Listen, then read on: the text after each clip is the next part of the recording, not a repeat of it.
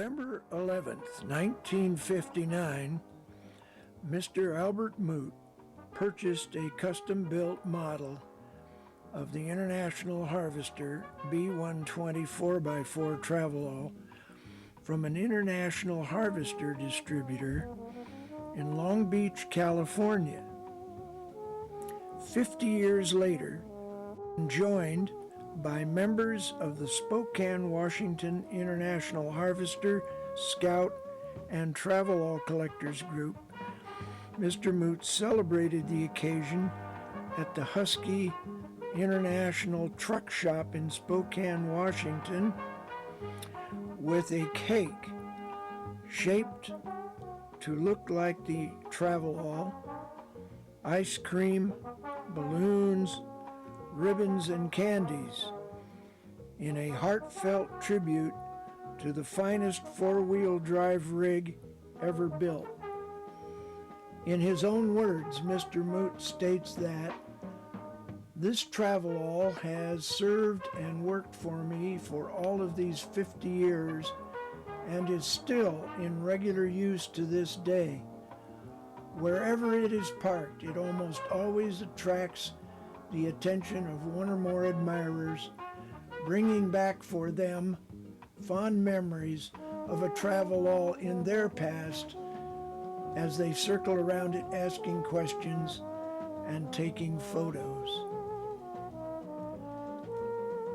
The following home movies show a few examples of the many different ways that this old Travelall has been used and enjoyed over the last 50 years.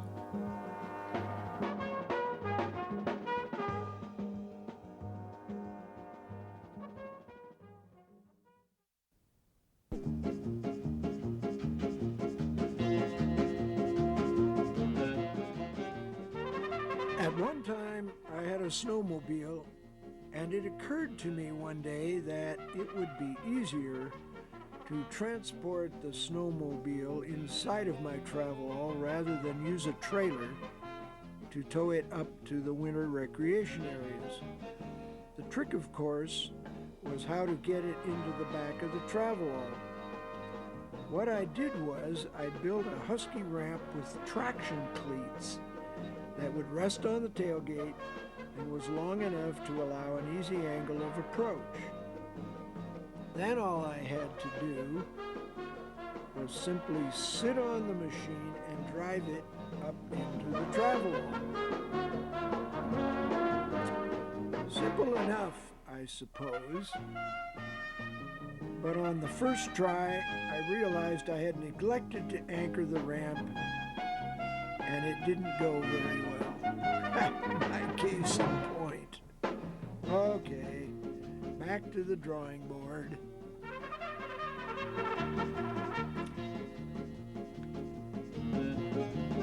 So this time, with the ramp securely anchored and my head ducked down, I once again attempted the impossible. The ride up and into the Travelall was a roaring success. The ramp was always transported on the roof of the Travelall to be used for loading and unloading at any destination. It all really worked out very well, if I do say so myself.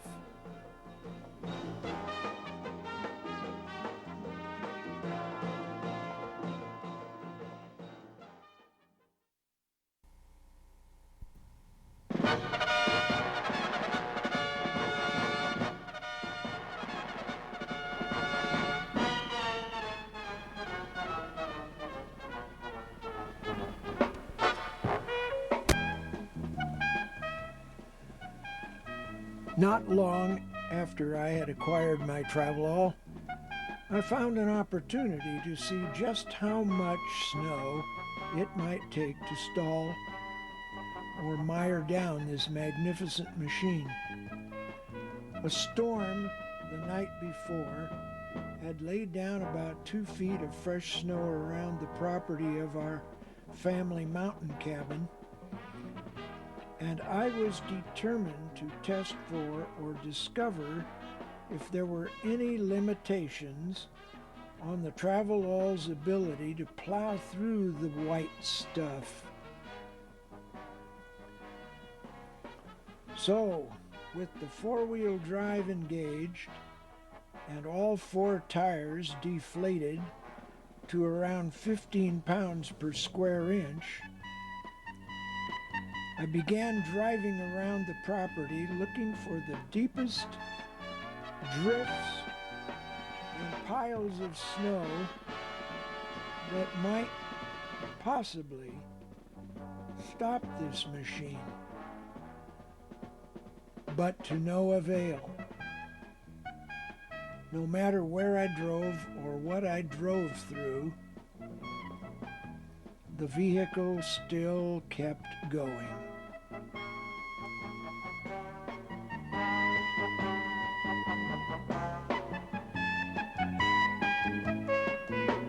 Now, admittedly, there were times when the wheels spun a little bit. I merely went forward and then reversed with a little more force to get up and over the snow, and then, with little or no effort, I was on my way again. That snow at times was clear up to the running board or higher. To this day, I have never been stopped by deep snow anywhere up to about 2 to 3 feet deep.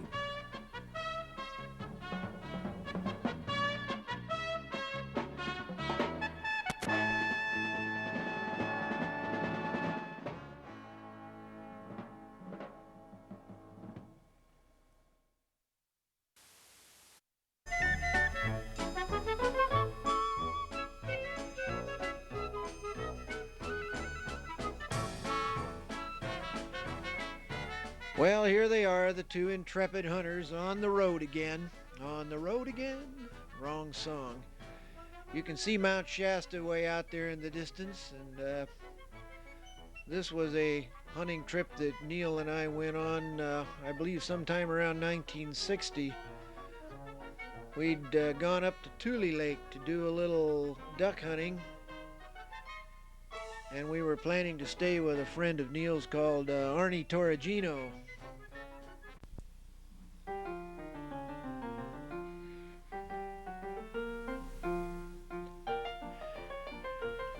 Out early in the morning to scout out some good goose hunting areas.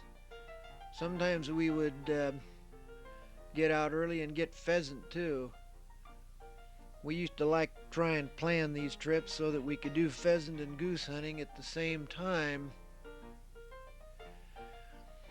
This is the first trip that my International four-wheel drive has seen. In fact, the vehicle was fairly new on this trip.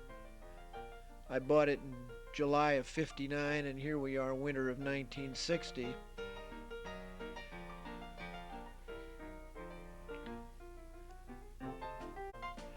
That's Neil and his friend Arnie scouting the area. And I don't think any of us will ever forget this. These roads are nothing more than dikes that are banked up between the various fields. And we were going along there, and the front end of the vehicle dropped right through a sub-irrigated section of the dike. Try as we may, we could not get it out. No amount of four-wheeling or anything. Even the winch was useless. And just when all seemed lost, Neil started walking for town, and he met a rancher who was bringing his tractor in for the winter. The rancher says, "Well, you go get your buddy and get back here in an hour or so, 'cause I'm going to take my tractor in." And boy, what a relief it was for me when I saw Neil coming up with that big cat. So we hooked the winch onto it. With that heavy cat sitting in the middle of the road, the old kludge came right up and out, and next thing you know, we were on our way.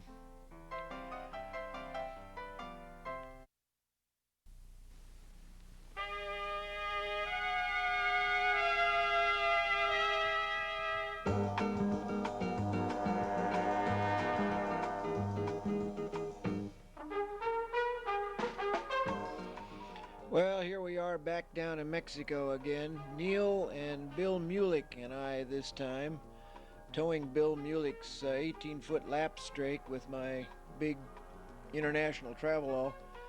As you can see here, Bill is doing a little temporary repair. We discovered just after we crossed the border that the hitch had almost completely broken through.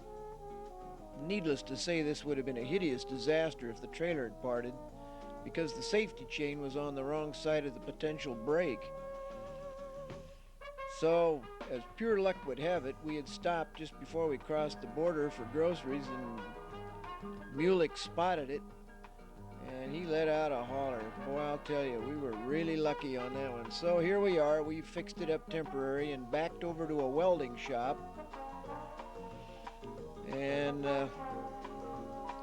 here we are kind of getting into the building here so the welder can get on it and repair it, and then we'll be on our way.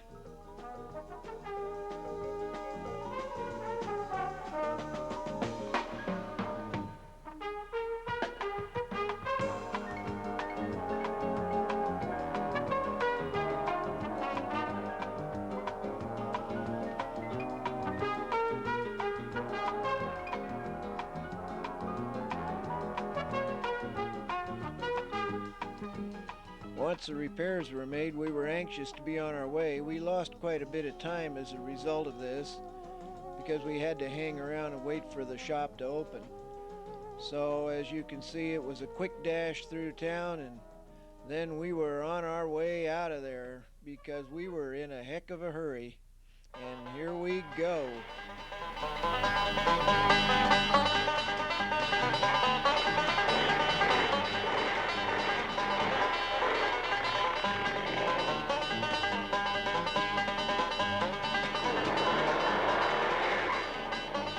Boy, the federales will never catch us this time. We're on our way.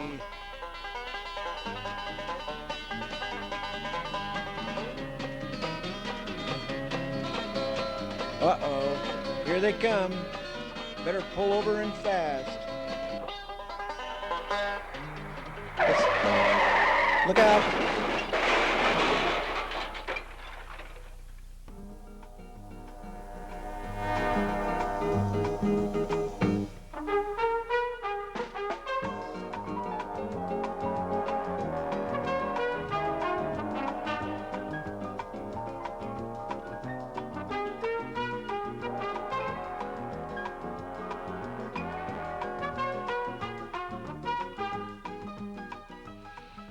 Several dozen miles below the Mexicali border, once we got underway,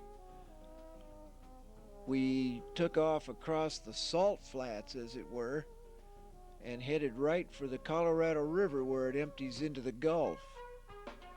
So if anybody is interested in wondering what it looks like where the Colorado River empties into the Gulf, this is it, folks.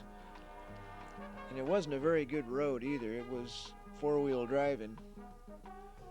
But the guys had a notion that they could get some tutuava off the banks of the river where it emptied into the Gulf. So we pulled out there and decided to have at it for the afternoon. Now this is the afternoon of Friday, April the 8th, 1960. And this was a long weekend that we took. Went from Thursday, April 7th to Monday the 11th. We really had ourselves a time of it. That's Bill Mulick casting in there. That's the Colorado River, folks, right at the Gulf.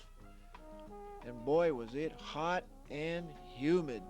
It was almost unbearable. It was stifling. It was almost like being in a sauna.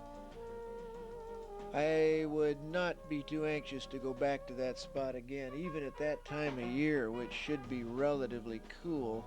Can you imagine what it would be like in the fall?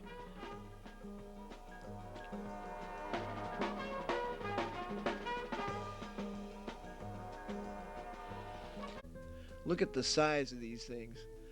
I really almost couldn't imagine us bringing one of those into Mulick's boat.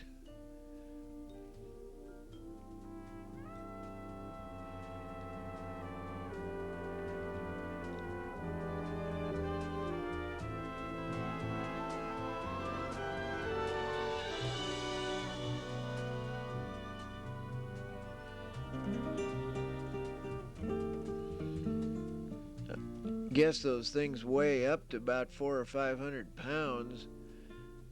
Took a couple of husky Mexican boys here to hold that sucker up for the guy that wanted to photograph it. Even then, they didn't have it all the way off the ground. We were camped on the beach near the action here.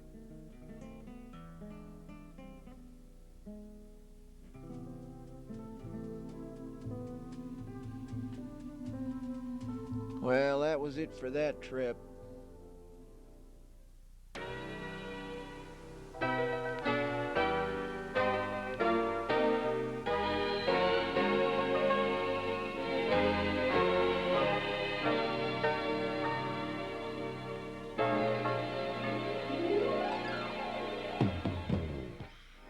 Well, here we go again. Another camping trip to the high Sierras. And as you can see, I'm getting the old kludge all loaded up and ready to go.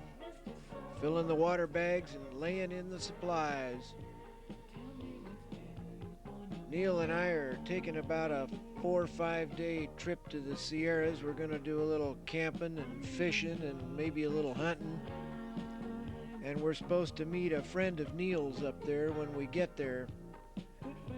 The date is Friday, July the 8th, and we'll be gone much through till the 15th, and this is 1960 again.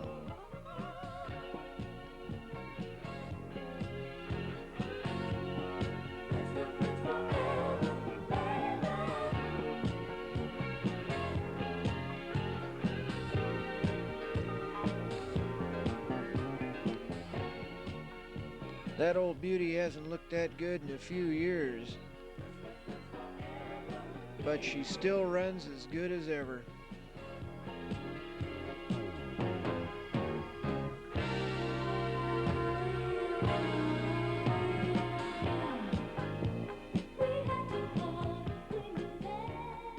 I was living there in Torrance. The address there was 26322 Delos Drive, as I recall, up above the airport there.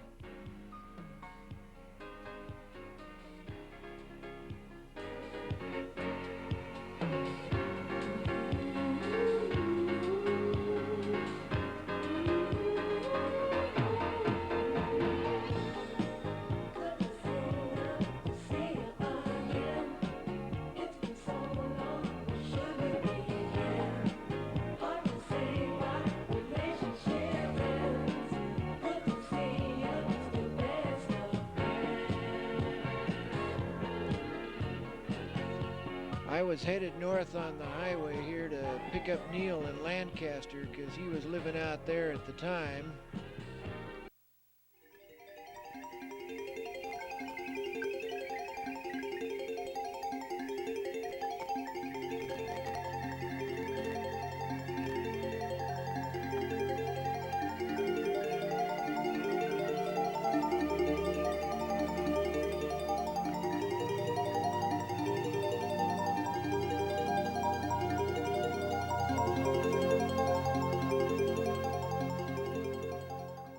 Across the bay from the town of Morro Bay in central California is a very long sandbar that separates the bay from the ocean.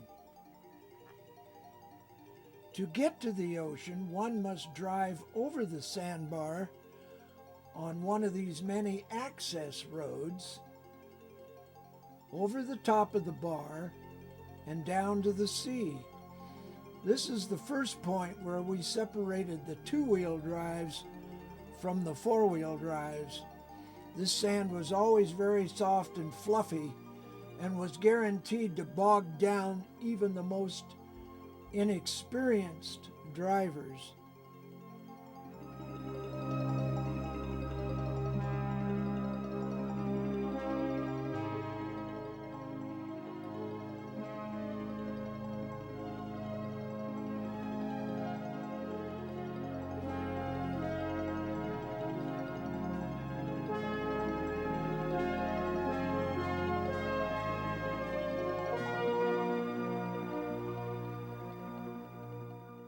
it is, folks, the Pacific Ocean.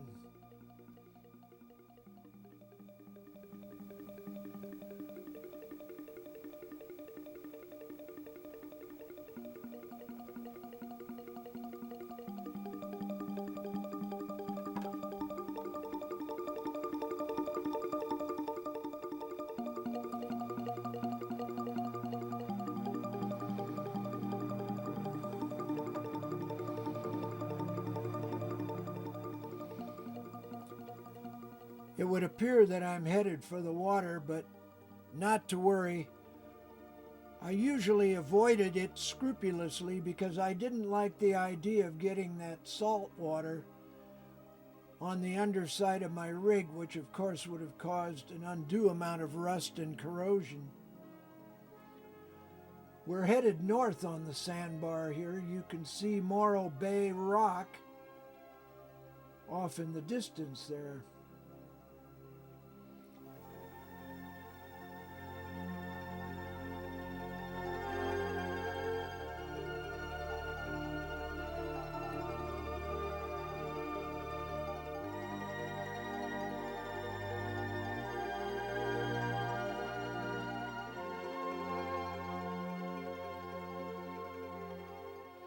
For years and years, folks used to come here to hunt waterfowl, or fish in the surf, or drive on the dunes for fun and recreation. Then the state of California got hold of this strip of land and brought all driving on the dunes to a screeching halt. Fortunately for me, I had my Travelall long before that unfortunate circumstance had come to pass.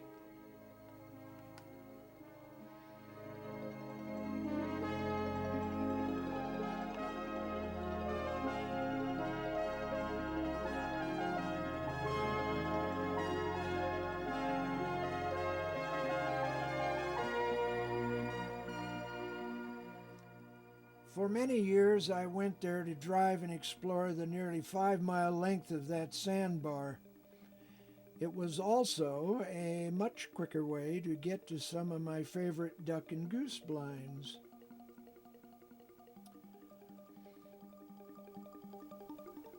With my camera mounted inside the Travelall, it's a bit difficult to appreciate just how steep some of these dunes were, or to experience the absolute thrill of racing up one side of a dune only to plunge almost uncontrollably down the other side.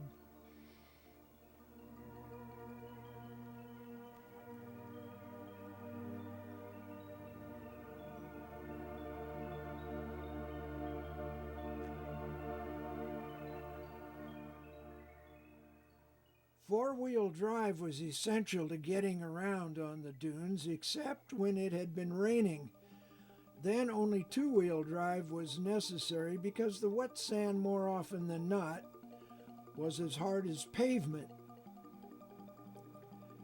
Then, too, I usually deflated my tires down to about 10 or 15 pounds per square inch for better traction and flotation.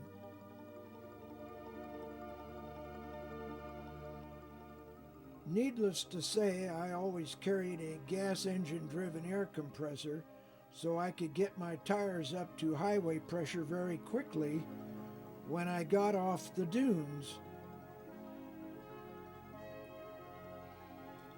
That's Morro Bay off there in the distance.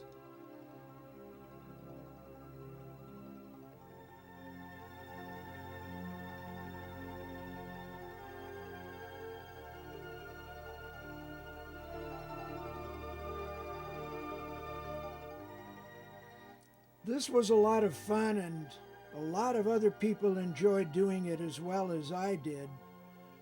I'm glad to have these few minutes of film to share with those folks who unfortunately have been deprived of such an enjoyable experience, one which we may never see again.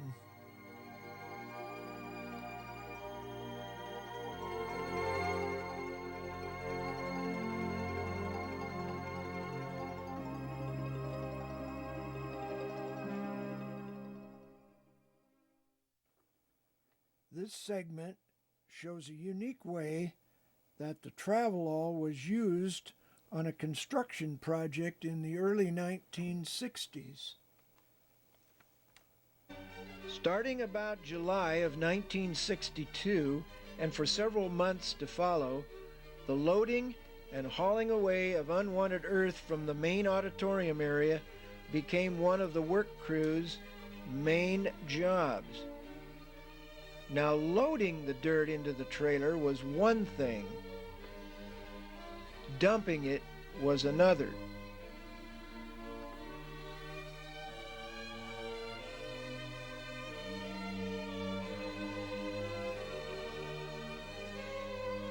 We didn't trouble ourselves to shovel it out the same way we shoveled it in.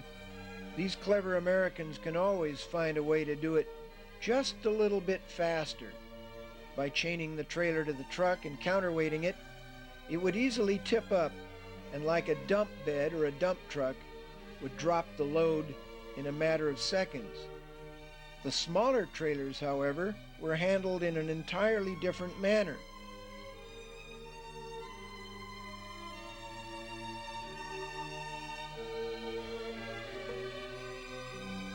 We just simply dropped the tailgate and then backed the whole thing right over the embankment. I am often asked why we didn't do that with the large trailer. Well, given the size of it and the weight of the dirt inside, it occurred to the operator that trailer, dirt, truck and all might just end up at the bottom of that embankment in the sea.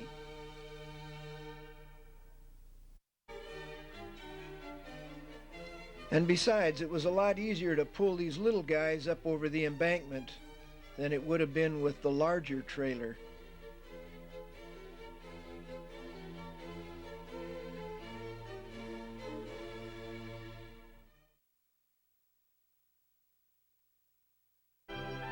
In this sequence, you will see how a heavy beam for supporting the ceiling over the stage was installed.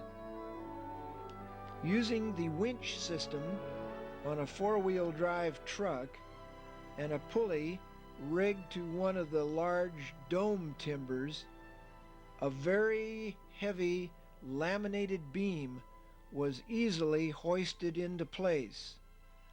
That's the beam there that you see running across the center of the stage just below the roof line.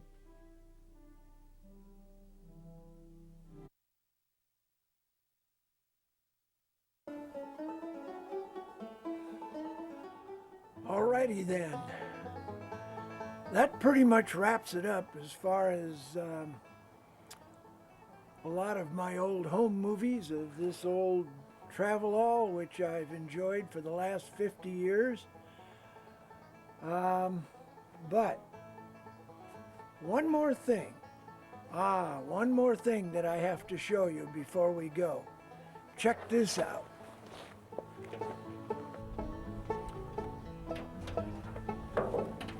As you probably know, the spare tire and wheel on one of these things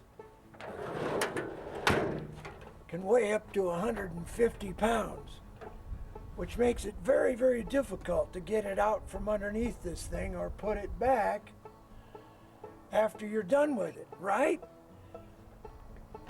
Years ago, I solved that problem. Check this out.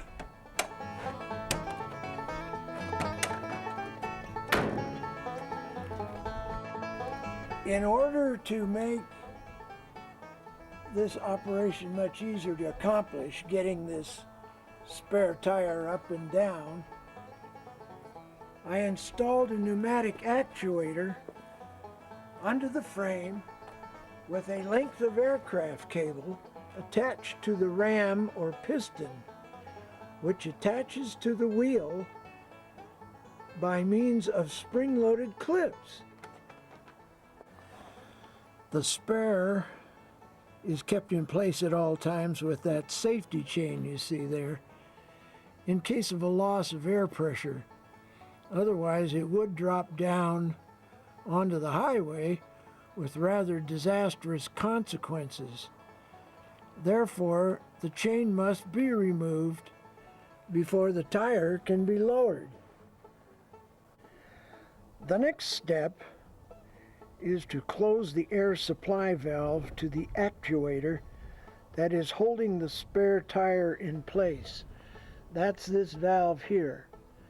So we have to close the air supply, which comes from this accumulator right here next to it. We close that, and now we can open this air supply and the tire will drop down.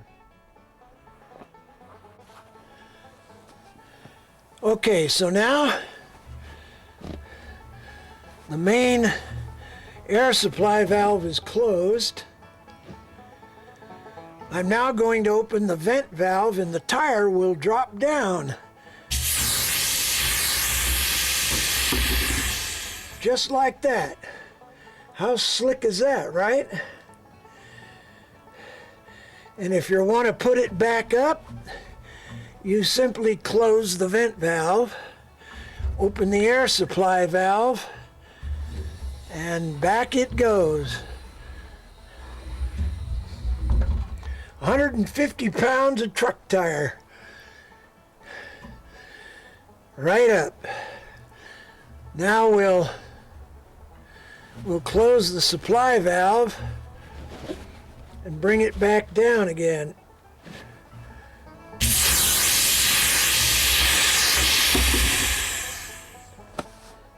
How's that? What could be easier? So, once the tire is down, it's a very simple matter to just drag it out from under the vehicle and then detach those 3 spring clips from the lug holes and then pull her out and do with whatever you want to do. When you're done, you simply lay it back down there and attach those 3 clips, putting them on, say, the flat tire or the one that you're removing and changing out, and then leaving it just laying right there where it's handy. You go down and close the valves and drag it back up. It's so easy. You close the vent valve and slowly open the pressure actuator valve and allowing it to go slowly so it doesn't swing too wildly. You just let her go. That's it. What could be easier than that?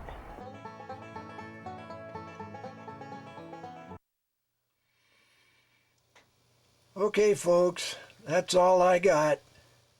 I sure hope you enjoyed it. I did.